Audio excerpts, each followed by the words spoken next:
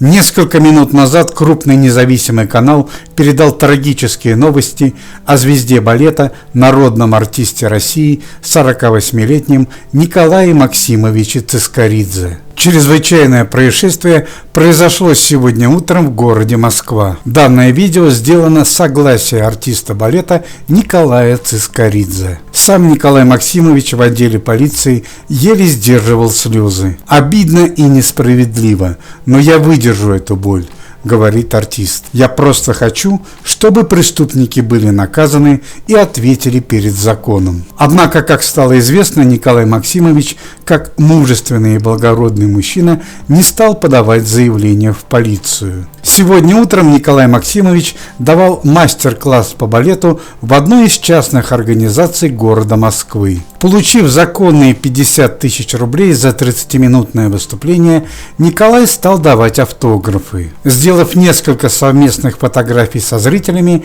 Николай Цискоридзе собрался уезжать. Однако перед выходом артиста остановили трое незнакомых людей. Они попросили меня сняться в рекламе и предложили хороший гонорар, объясняет Николай Максимович. «Я осторожно отношусь к подобным предложениям, но чем-то ребята мне приглянулись. Однако душевная доверчивость артиста балета сыграла с ним злую шутку. Уже по пути в студию они предложили мне пообедать в ресторане», объясняет Николай Максимович. «Я не люблю обедать за чужой счет, но эти ребята вызвали у меня симпатию», рассказывает Цискоридзе. Однако, по словам артиста, после 2 бокалов вина его потянуло в сон, и он потерял сознание. «Последнее, что я помню, это большая трехкомнатная квартира с видом на реку Москва», печально констатирует Николай Максимович. Помимо самой трагедии, был момент и ограбления. У артиста балета похитили новый iPhone,